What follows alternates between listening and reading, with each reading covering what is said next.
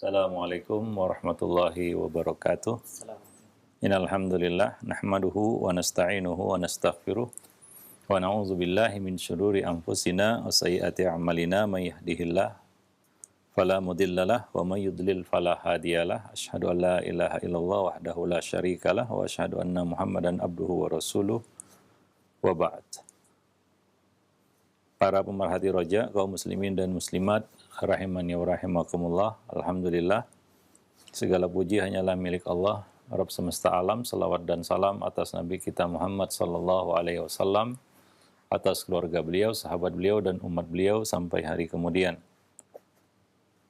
Para pemerhati roja, saudaraku seiman dan seakidah, rahimani wa rahimakumullah. Pada kesempatan pagi ini kita kembali bertemu, masih melanjutkan pembahasan buku Mencetak Generasi Rabbani. Kita akan sampai pada bab yang baru, yaitu agar hadiah dan hukuman menjadi suatu yang efektif. Dan sebelumnya kita telah membahas 8 metode pembelajaran, ya.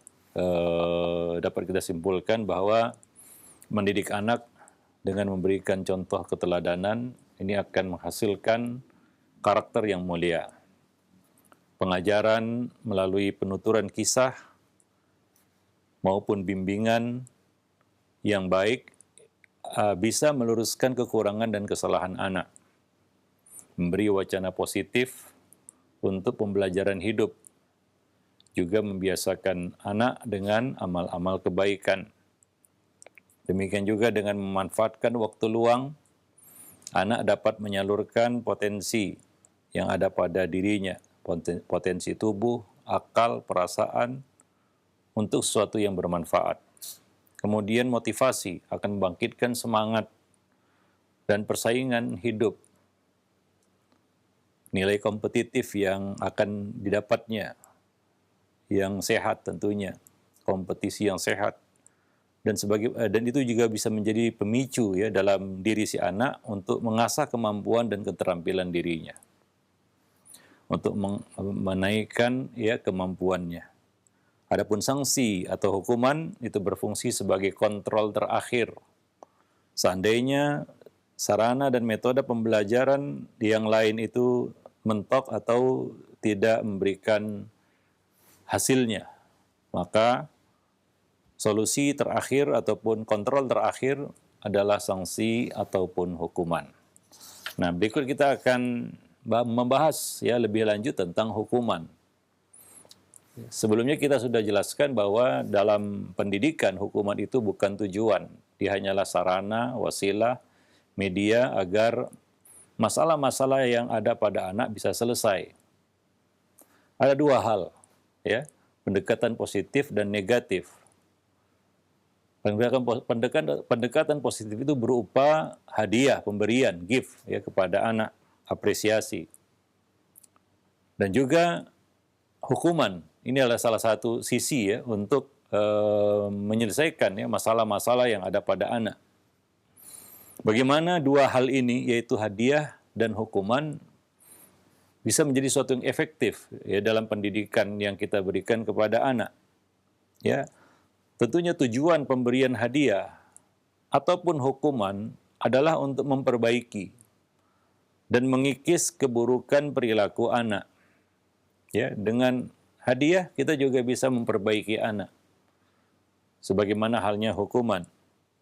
Ya, dapat kita katakan, ya, atau dengan kata lain, fungsi keduanya sama seperti obat bagi orang yang sakit. Ya.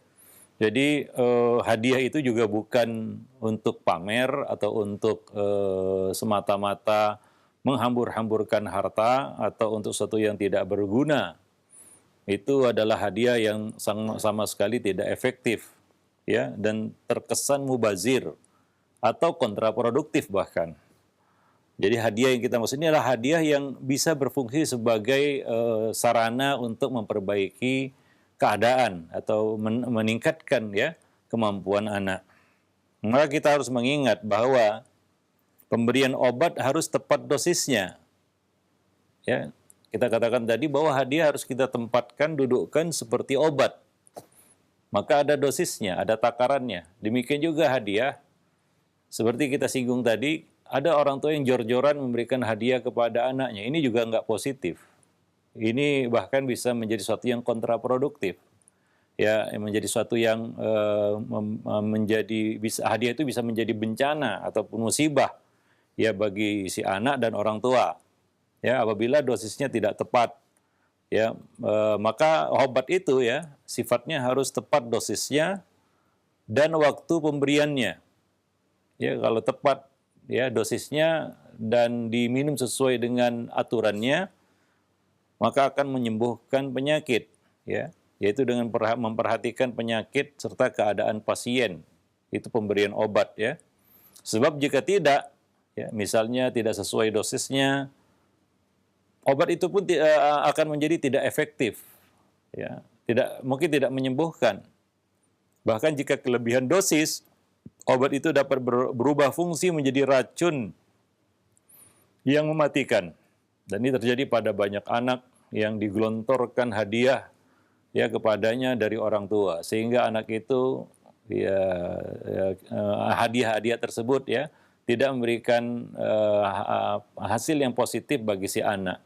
Anak itu menjadi manja dan kecanduan hadiah ya, selalu meminta menuntut hadiah kepada orang tuanya. Kalau nggak diberi dia mengamuk. Nah, ini adalah akibat dari pemberian hadiah yang tidak memperhatikan dosis dan takarannya, ya. Nah, demikian. Ya, dia bisa menjadi satu yang buruk bagi si anak. Nah, demikian juga ya jika hadiah ataupun hukuman diberikan ya secara berlebihan tadi, sama seperti obat, bisa membuat dia kehilangan fungsi, ya. Ya, membuatnya kehilangan fungsi asli, yaitu mengambil hati atau membuat jera. Hadiah itu untuk mengambil hati si anak. Tahadu tahabu, kata Nabi. Berbagi hadiahlah kamu, niscaya akan muncul rasa cinta di antara kamu. Hadiah itu adalah sarana atau media kita untuk mengambil hati anak. Alat kita untuk mengambil hati si anak. Meluluhkan hatinya, melembutkan hatinya. Adapun hukuman, fungsinya adalah membuat jera. Ya, membuat dia berhenti dari kesalahan, keburukan ya yang dilakukannya. Nah, sebagai obat bagi penyakit bagi jiwanya. Nah, namun jika berlebihan, dia pun kedua hal ini, hadiah maupun hukuman, itu bisa berubah menjadi racun yang justru akan merusak kepribadian si anak. Hukuman kita lihat ya, kalau hukuman itu berlebihan ya, kita katakan tanpa dosis dan takaran. Bahkan ada anak yang dijejali hukuman oleh orang tua, ya, ini akan membuat anak itu, ya, kehilangan, kita katakan kehilangan kepribadiannya sebagai seorang anak. Ya, dia akan mencap dirinya sendiri adalah seorang yang selalu bersalah. Ya, dengan hukuman itu, karena hukuman itu identik dengan kesalahan, kan begitu ya. Nah, ketika anak dibantai jor-joran dengan hukuman demi hukuman, dia merasa dia bukan pribadi yang baik. Ya, dia mencap dirinya sendiri sebagai anak nakal, anak bandel, anak jahat dan seterusnya dengan hukuman-hukuman yang bertubi-tubi dia terima. Maka lihat juga para orang tua, ya hukuman itu harus tepat dosis dan takarannya. Ya, ada kalanya menyelesaikan masalah anak itu bukan dengan hukuman. Ya, karena tadi ya kembali kepada ya falsafah dasar hukuman, dia adalah sebagai media dan sarana, bukan tujuan. Ini sangat mendasar ya, sangat fundamental, karena sebagian orang tua yang menjadikan hukuman itu sebagai tujuan, ya maka boleh dikatakan dia berubah menjadi orang tua yang hobi menghukum anak. Ya, dan ini bisa membawa kepada satu yang buruk, karena hukuman mungkin dimulai dari hukuman yang ringan sampai dia memberikan hukuman yang berat. Ya, hukuman yang berat yang kita maksud adalah hukuman secara fisik. Dan ini ya bisa, kalau tidak terkontrol, ya, kalau tidak terkendali, ini bisa mematikan bagi si anak. Banyak anak-anak yang menjadi korban hukuman dari orang tuanya hingga meregang nyawa. Ya, hingga meregang nyawa. Ada yang cacat ya, fisik, cacat seumur hidup, ya, dan lain-lain sebagainya. Merugikan ya bagi si anak dan juga bagi orang tua ini. Ya, nah demikian. Maka harus ada kendali di situ. Ya, orang tua harus berpikir ya tentang hukuman-hukuman yang harus dia berikan kepada anak. Ya, dosisnya, waktunya ya. Nah, kemudian ya tidak selalu ya hukuman itu menjadi solusi terakhir ya. Nah, demikian. Tidak selalu. Ya mungkin ada jalan lain, cara lain untuk menyelesaikannya. Wallahu a'lam bishawab. Nah, dan kalau berlebih-lebihan juga ya banyak ya kasus-kasus anak yang akhirnya kebal terhadap hukuman. Ya, dia tidak takut menghadapi hukuman. Hukuman dia jalani dengan senyuman. Ya. Senyuman kebanggaan begitu, bangga dihukum. Ya, kita lihat kasus-kasus di sekolah ya, sebagian anak-anak itu yang merasa bangga dia dihukum. Hukumannya yang dia terima itu menjadi suatu kebanggaan. Ya, dia berhasil ya menempatkan dirinya sebagai anak yang ditakuti karena nggak takut hukum gitu ya. Nah, nggak takut hukum. Dan mungkin perilakunya malah semakin buruk setelah diberi hukuman. Ya, nah ini satu sisi tentang hukuman yang berlebihan.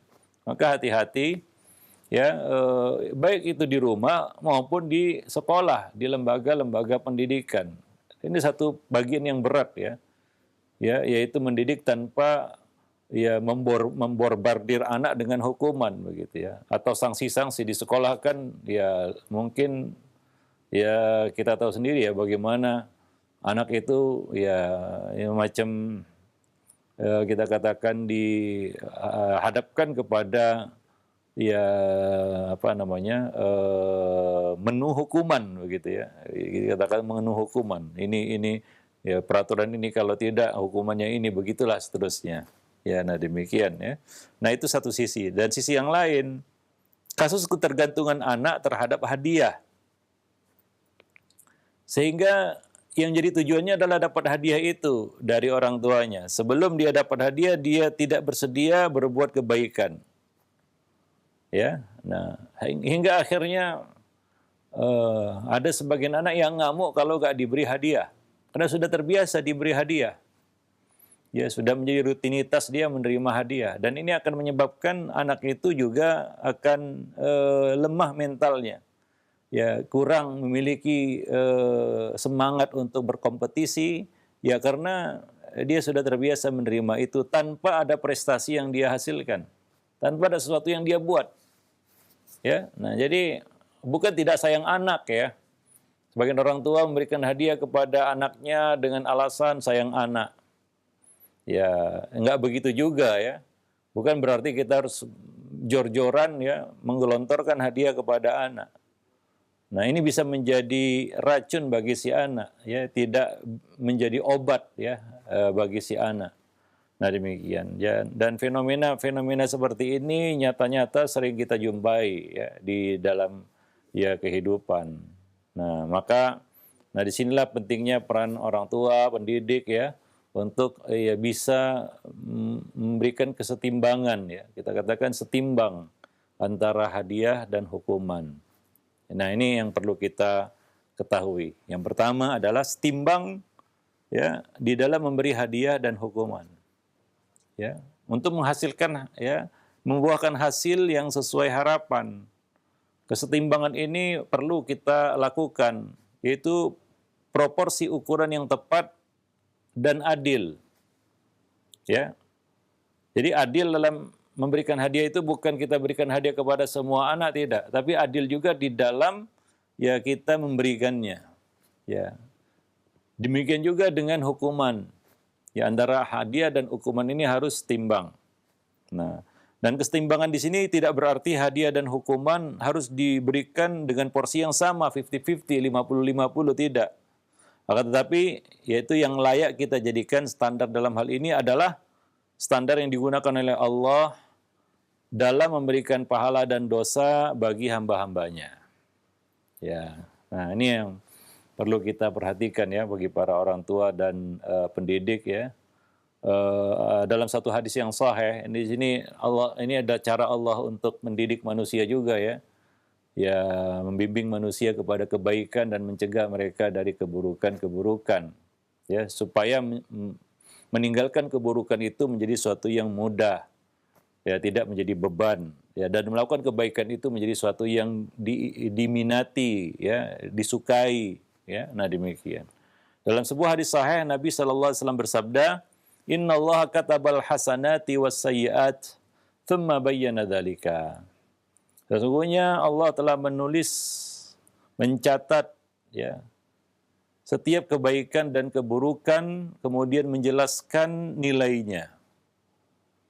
Ya, nilai bagi setiap kebaikan dan keburukan itu. Faman hamma bihasanatin falam ya'malha katabahallahu indahu hasanatan kamilah. Barang siapa yang bertekad melakukan suatu kebaikan dan dia belum sempat melakukannya, ya, karena mungkin ada saja halangan, ya, namanya juga rencana, ya, namanya juga niat.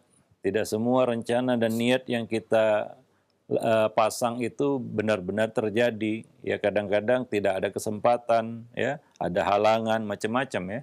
Nah, dan dia belum sempat melakukannya, katabahallahu indahu hasanatan kamilah. Maka Allah, ya, menuliskan baginya, ya, satu kebaikan yang sempurna, satu pahala kebaikan yang sempurna. Satu, ya.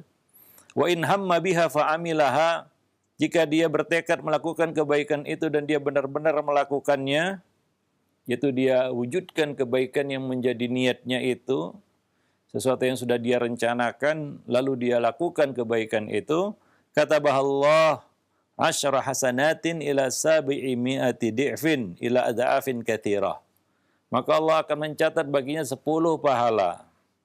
Bisa dilipat gandakan menjadi 700 kali lipat sampai kelipatan yang sangat banyak.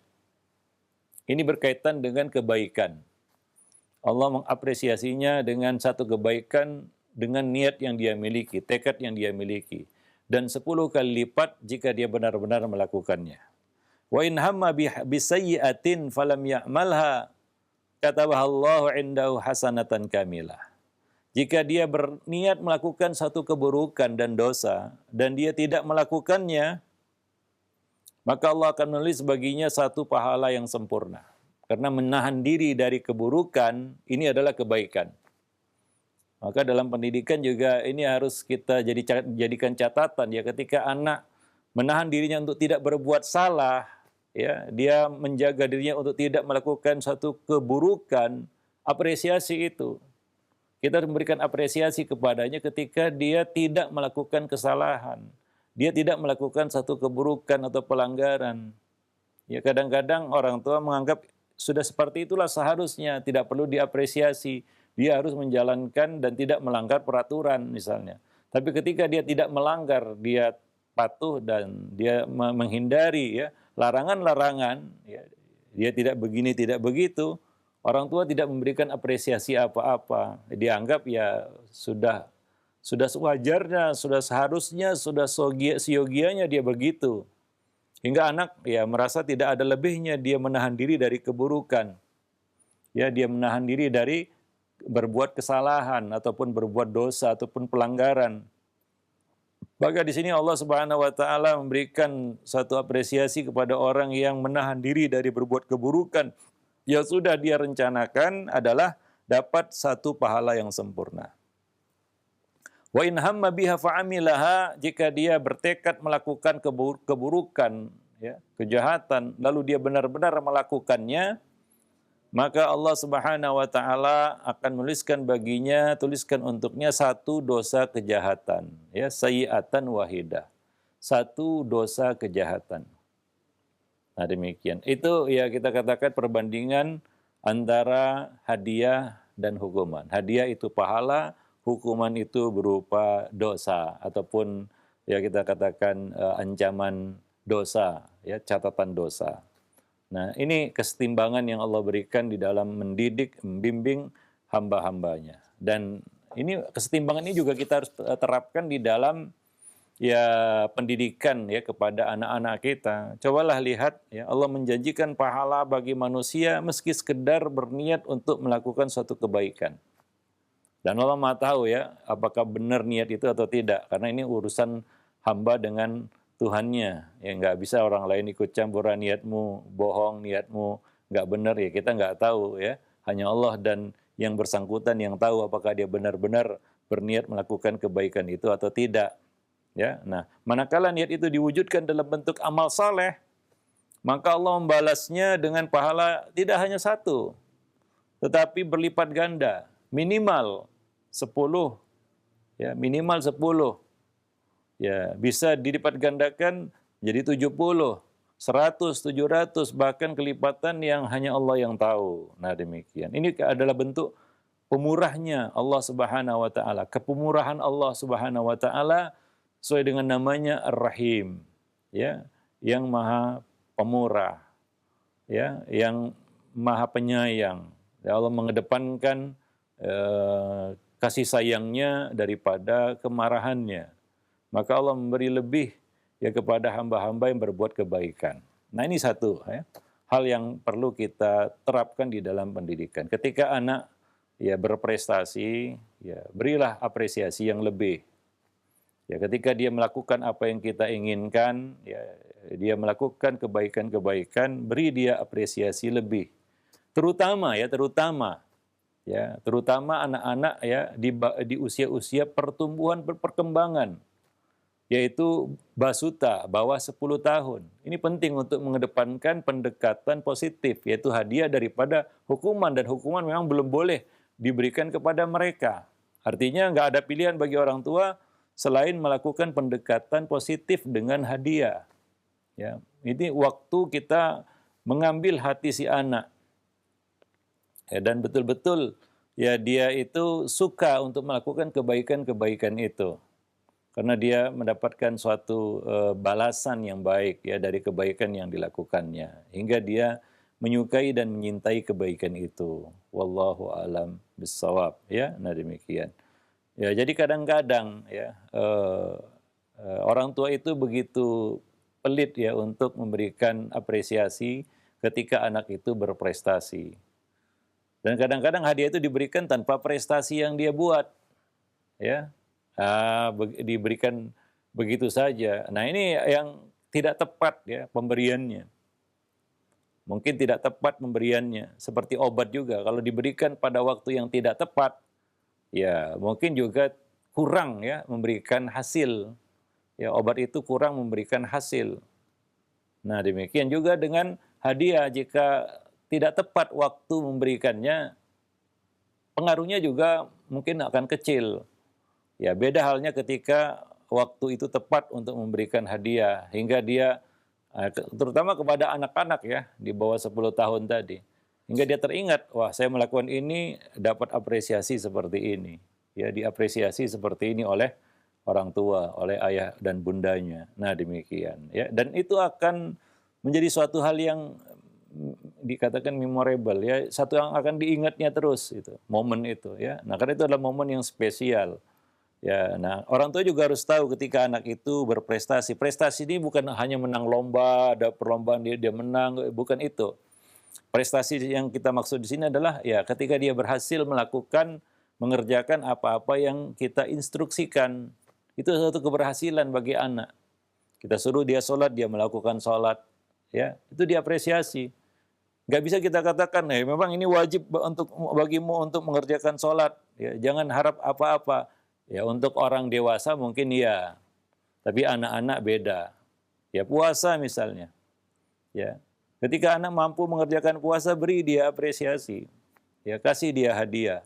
Seperti yang dilakukan oleh para sahabiah. Mereka memberikan hadiah berupa mainan yang terbuat dari dari benang wol. Karena anak-anak suka dengan mainan itu. Anak-anak kan suka mainan kan begitu ya. Nah, apalagi bawah 10 tahun. Mereka suka dan senang, dan mereka melakukan puasa itu seharian penuh.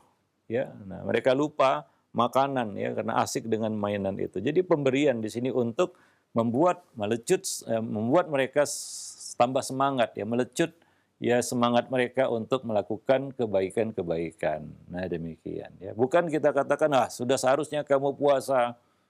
Ya, harapkan pahala dari Allah Subhanahu wa taala. Anak belum mengerti itu. Ya. Anak belum mengerti hal-hal semacam itu, ya. Dia masih ya kita katakan ya masih terlalu muda untuk mengerti hal-hal semacam itu. Orang dewasa mungkin, anak dewasa harapkan pahala dari Allah. Ya nanti kamu akan dapat pahala yang berlipat ganda ya. Anak dewasa mungkin ya sudah balik, dia sudah mengerti. Tapi anak-anak kecil ya perlu kita kita dorong dia dengan hal-hal yang membuat dia senang. Dan itu dilakukan oleh para sahabiyah, ya, para sahabat dahulu. Ya, metode cara seperti itu. Ya, nah demikian. Karena ada sebagian orang tua yang nggak tahu bagaimana cara berpikirnya. Ya, dia mendoktrinkan hal itu. Harapkan pahala macam orang dewasa. Ya tentunya nggak sama. Kita harus mengerti juga psikologi anak begitu ya. Wah, supaya dia nanti tahu bahwasanya dia beramal untuk Allah karena Allah dapat pahala. Itu kan sesuatu yang nggak nampak bagi dia. Ya, nggak nampak, dia tidak melihat itu. Nah, jadi ini sisi yang mungkin perlu kita tiru dari para sahabat. Ya, kalau sahabat melatih mereka seperti anak-anak mereka seperti itu ya. Ya, hadisnya sahih riwayat Bukhari dari Rubai' binti Muawiz ya. Ya, bagaimana mereka melatih anak-anak mereka untuk berpuasa dengan memberikan hadiah berupa mainan.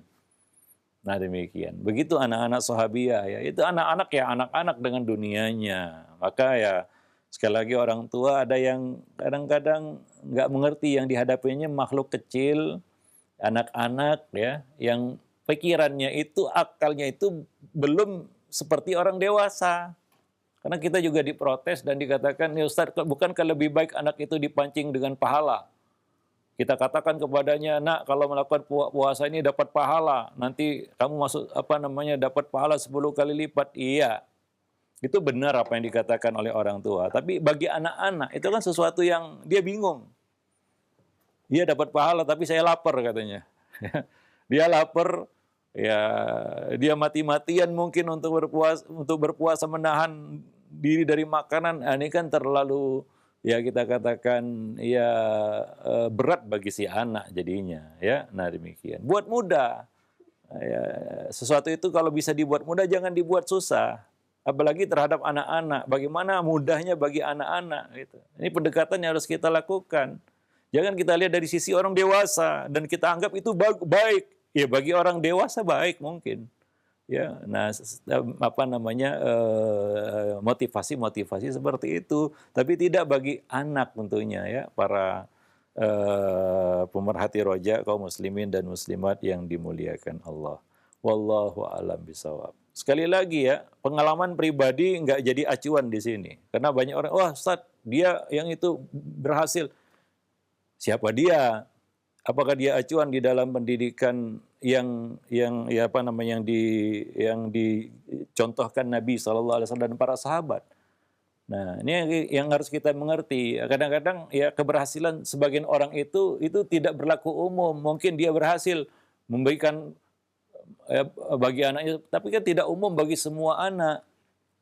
Bisa seperti itu, bisa mengerti seperti itu. Ini yang harus kita pahami ya, karena ya kadang-kadang ada orang yang membuat konsep metode sendiri begitu ya. Mungkin kebetulan berhasil, mungkin kebetulan ya pada anak-anak tertentu gitu. Tapi yang kita jadikan acuan di sini adalah apa yang kita lihat dan saksikan dan kita dapati dari para teladan kita ya Nadim. Dan juga secara kita katakan ilmiah. Ya, kita tahu ya anak itu berbeda dengan orang dewasa. Jadi pendekatannya juga nggak sama. Nah demikian. Wallahu a'lam bishawab. Nah jadi demikian. Ya. Jadi berdasarkan kebijakan ilahi yang maha adil, Allah justru memperketat aturan pemberian dosa, hukuman. Nah kita tadi tentang hadiah. Sekarang hukuman Allah Subhanahu Wa Taala perketat aturan pemberian dosa bagi hamba-hambanya. Ketika manusia berniat melakukan satu kesalahan, itu tidak dicatat sebagai dosa, belum. Ya. Kecuali niat itu benar-benar dilakukan. Jika ia membatalkan niat bodohnya karena Allah, ya, maka ia dapat pahala.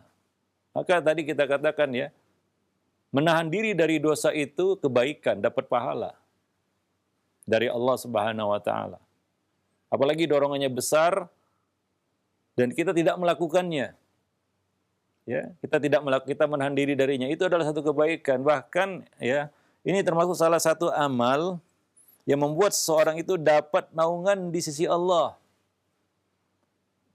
7 manusia yang dinaungi Allah pada hari tidak ada naungan kecuali naungan Allah. Salah satunya adalah orang yang sudah berada di depan pintu dosa namun dia menolaknya dan dia mengatakan saya takut kepada Allah. Ya. Nah, Allah beri balasan ya, dari perbuatan itu walaupun dia tidak melakukan ya, dia cuma menahan diri dari dosa.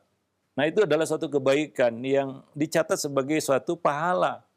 Allah beri apresiasi. Bahkan orang itu yang di dalam hadis ya, dia termasuk orang yang dinaungi oleh Allah pada hari di mana tidak ada naungan kecuali naungannya. Ya, para pemerhati roja kaum muslimin dan muslimat yang dimuliakan Allah. Nah, demikian juga di dalam pendidikan ya, anak-anak kita. Ketika anak-anak itu dia tidak misalnya lah ya, tidak bermain HP ya.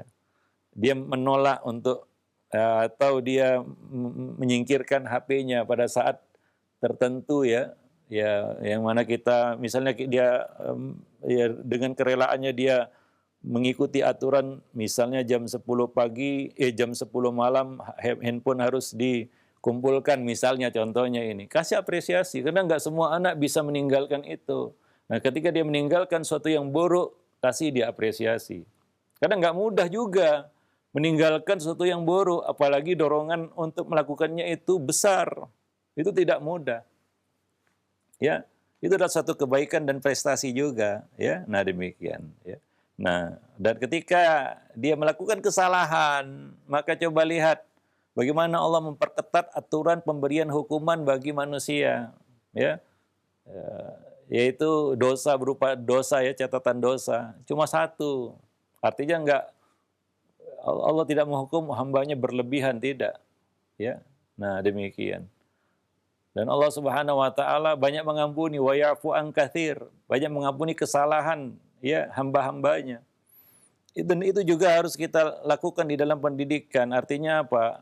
Banyak hal yang harus kita maafkan lah dari kesalahan-kesalahan anak. Ya.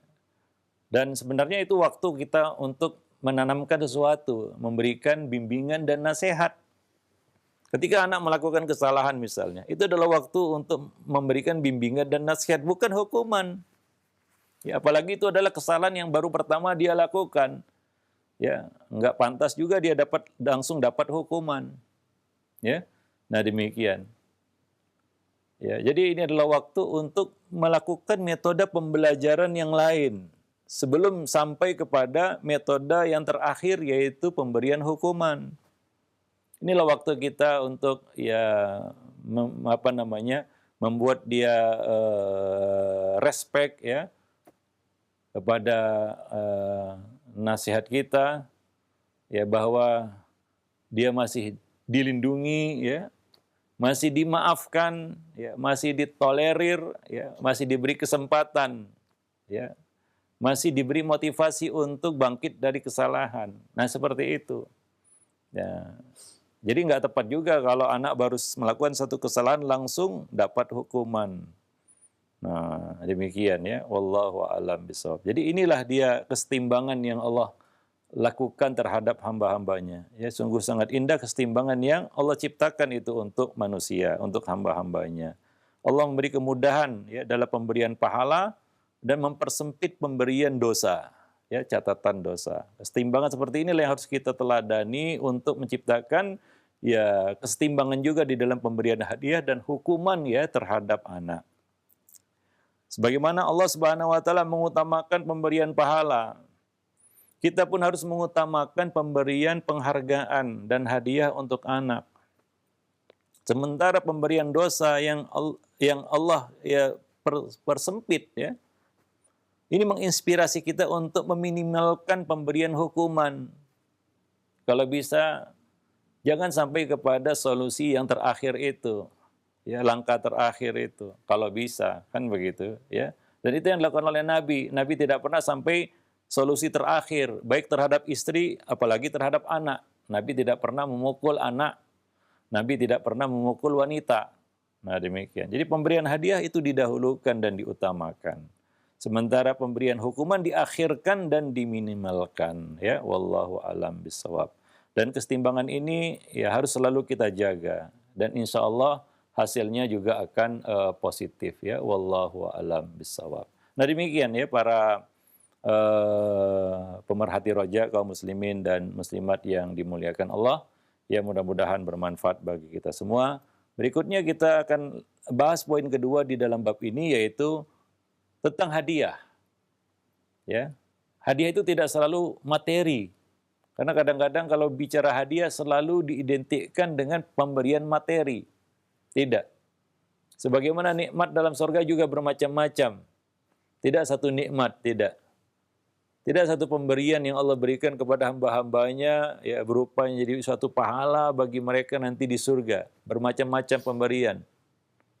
Bahkan pemberian yang teragung di surga nanti yang Allah berikan kepada hambanya bukan makanan, minuman, bidadari, dan lain sebagainya. Tapi melihat Allah Subhanahu wa Ta'ala. Jadi ya tidak melulu hadiah itu materi, enggak. Ada kadang-kadang hadiah non materi itu menjadi hadiah yang terbaik. Ya, hadiah non materi. Maka di dalam konsep pemberian hadiah ini kita juga harus memiliki ya satu kita katakan pemahaman yang benar gitu, bahwa hadiah itu tidak selalu materi dan bukan harus mahal. Ya, nah itu akan kita bahas nanti pada pertemuan yang akan datang insya Allah. Nah, untuk pertemuan kali ini kita rasa cukup sampai di sini. Aku qouli hadza astaghfirullah li wa lakum lisairil muslimin innahu huwal ghafurur rahim. Nah, baik, syukran jazakallahu khair atas penjelasan oleh Ustaz. Materi yang disampaikan dari pembahasan kitab atau buku Mencetak Generasi Robbani masih kelanjutan dari pertemuan yang lalu, yang mudah-mudahan ini bermanfaat untuk kita semua. Dan selanjutnya kami buka sesi interaktif, sesi soal jawab. Bagi Anda para pemerhati roja sekalian yang ingin bertanya, Anda bisa mengirimkan pertanyaan di nomor layanan pesan singkat, dan tentunya kami harapkan pertanyaan disesuaikan dengan pembahasan kita, yaitu mengenai pembahasan parenting keluarga. Baik, yang pertama kami ajukan pertanyaan Ustadz. Assalamualaikum warahmatullahi wabarakatuh, dari penanya yang berada di Cibubur. Ya Ustadz, apakah berharap mereka, anak-anak yang kita didik dan kita besarkan dengan susah payah, supaya nantinya agar berbakti kepada kita sebagai orang tua ketika mereka besar? Apakah hal tersebut merupakan suatu bentuk ketidakikhlasan dalam melaksanakan kewajiban kita? Ya, tentunya tidak ya. Kadang yang kita harapkan itu doa mereka ya.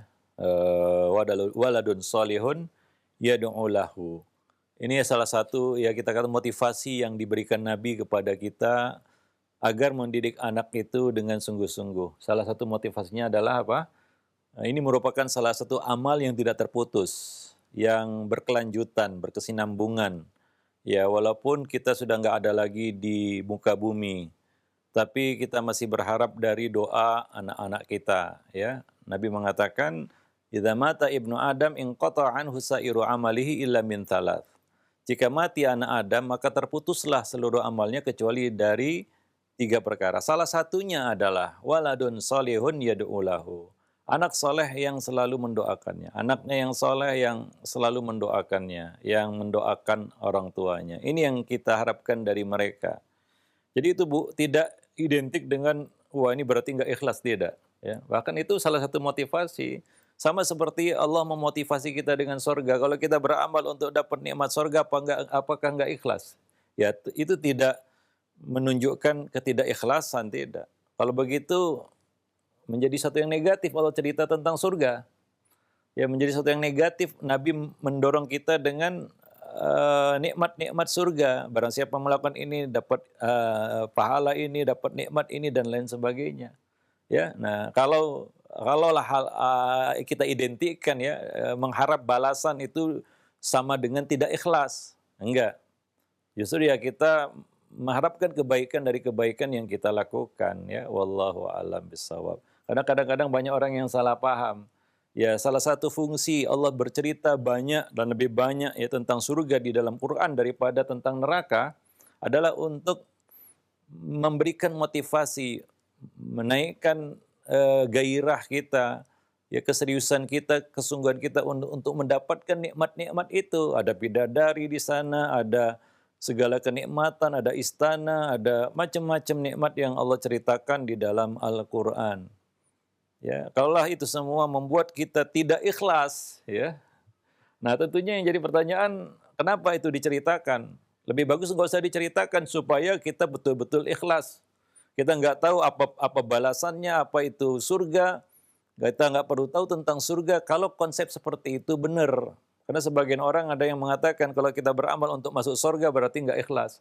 Itu adalah satu yang sangat-sangat keliru, ya. Itu bukan konsep Islam.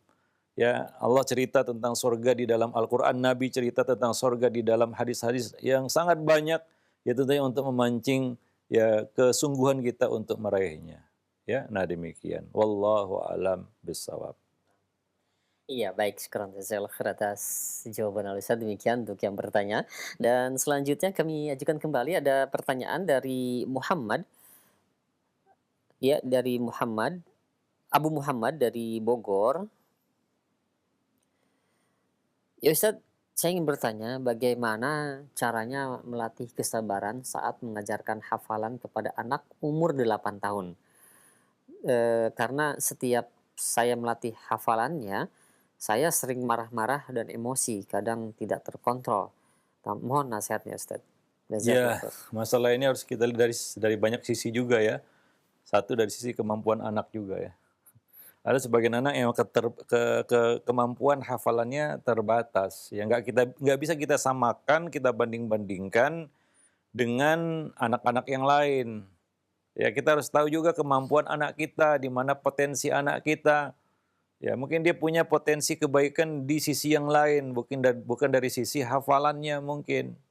Ya ada yang menonjol dari sisi yang lain yang perlu kita eksploitasi, ya kita explore, ya ke apa namanya sisi-sisi positif ataupun kelebihan-kelebihan si anak ini, ya. Nah demikian lah, kalaulah memang ya ternyata hafalannya kekuatan hafalannya ya payah lah kita katakan, ya, atau tidak kuat, ya jangan dipaksakan juga, jangan kecewa. Itu memang dari kata orang dari sononya seperti itu, ya sudah, ya.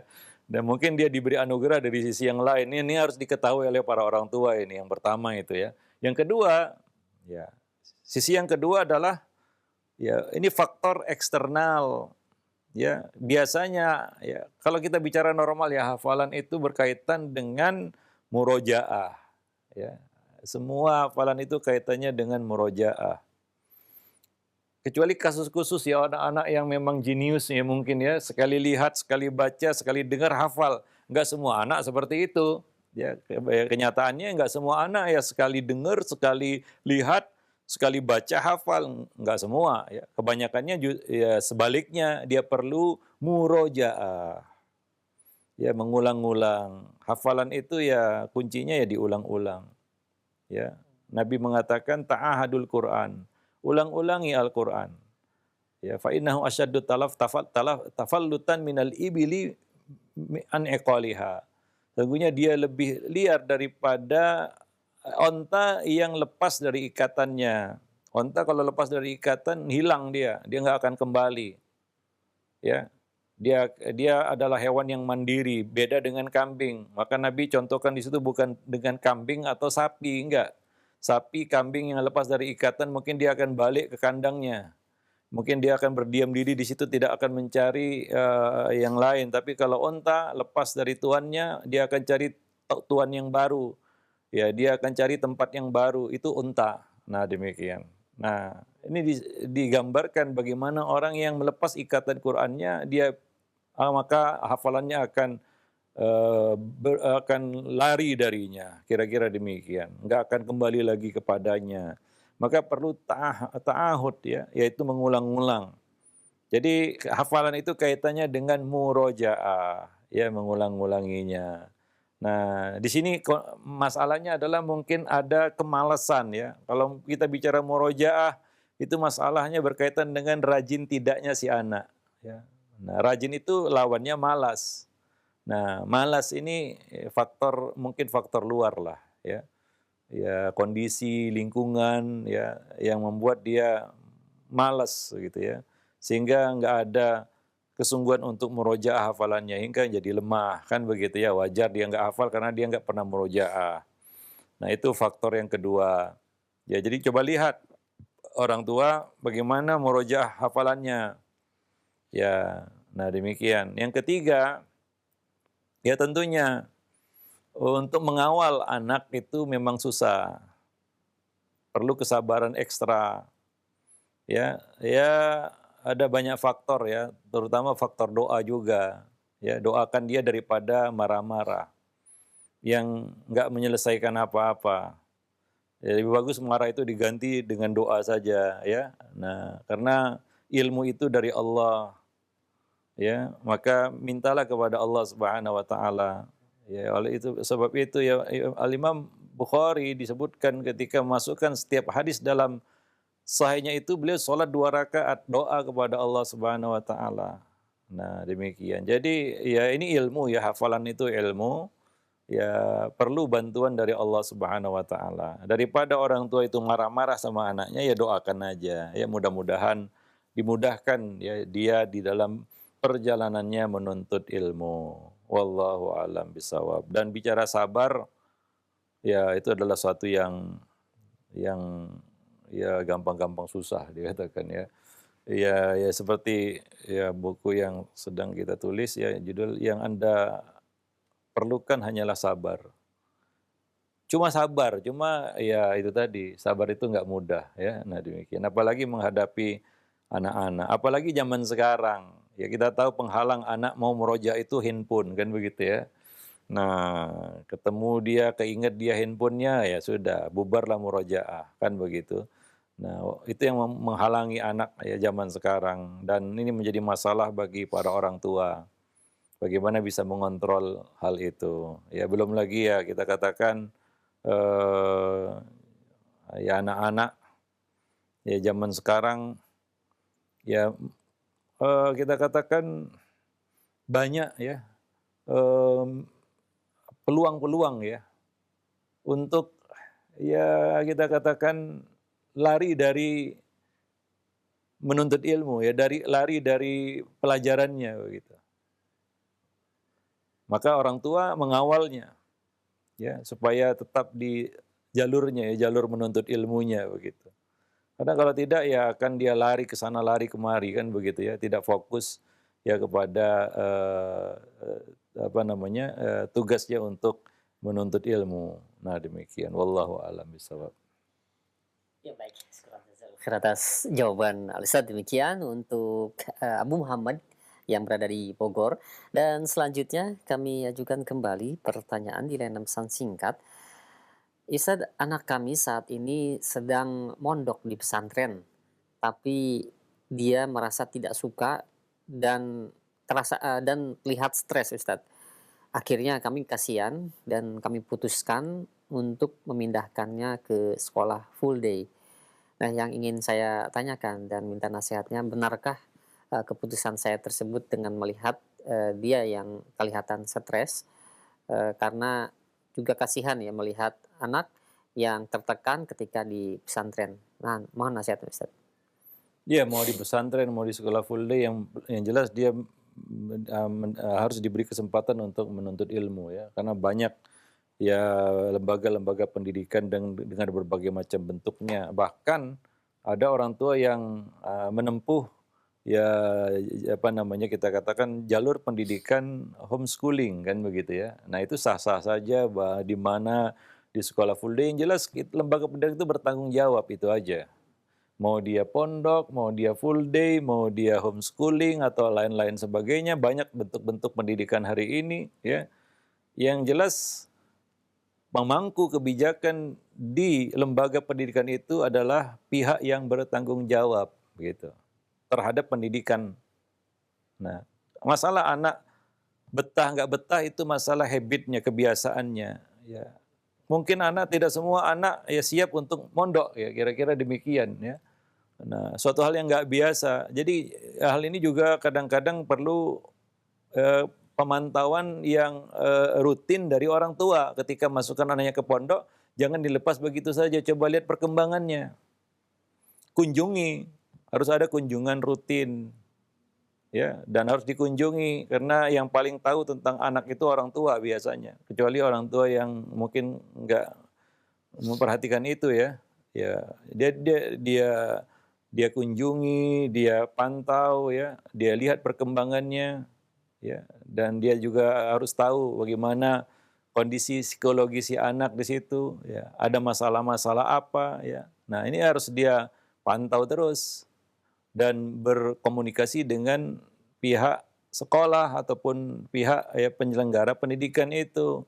Kalau ada masalah-masalah, ya jangan kita katakan dipaksa juga, kadang-kadang itu menjadi sesuatu yang buruk ya. Nah, jadi demikian. Jadi kita tidak katakan yang paling ideal itu anak itu harus mondok, yang paling ideal itu ya full day, tidak. Tergantung orang yang menjalankan lembaga pendidikan itu ya. Nah, demikian. Pihak yang menjalankan pendidikan itu, bagaimana konsep mereka, bagaimana kita katakan metode yang mereka terapkan. Kadang-kadang ada yang berantakan juga, ya, pondok yang tidak menerapkan metode pendidikan yang ketat, longgar misalnya, atau ya tidak ada konsep misalnya. Nah, di sini kalau seperti itu, tentunya mondok dalam kondisi seperti itu tidak ideal jadinya. Jadi kita tidak katakan yang paling baik itu mondok, yang paling baik itu full day, tidak. Tergantung ya bagaimana ya pihak yang menyelenggarakan pendidikan itu. Ya kadang-kadang ada orang yang tidak punya latar belakang pendidikan, mendidik itu agak susah. Nah, demikian ya, wallahu alam bisawab. Dan tentunya di sini ya peran orang tua ya nggak bisa dikesampingkan. Artinya ya, guru di sekolah jangan diharapkan terlalu banyak untuk bisa menyelesaikan semua masalah anak-anak kita. Mereka dengan segala keterbatasannya dan menghadapi banyak murid juga, ya. Kadang-kadang ya guru juga mengharapkan ya partisipasi yang penuh dari orang tua sebenarnya. Karena mereka juga bukan serba bisa dan pasti bisa mengatasi semua masalah anak, enggak juga. Dengan segala keterbatasan ya, SDM dan lain-lain sebagainya, ya sekolah-sekolah itu ataupun pondok-pondok itu. Jadi ya ini kerjasama, perhatian dan kita katakan partisipasi dari orang tua yang aktif ini sangat-sangat diperlukan, ya. Nah, demikian. Wallahu a'lam bishawab. Saya kira nggak semua guru itu tahu tentang latar belakang anak. Mungkin nggak tahu dia. Yang paling tahu adalah orang tua. Nah, sekolah juga jangan merasa super duper gitu ya, menghalangi akses orang tua kepada anak. Ini juga apa mereka mengerti semua masalah anak, kan tidak.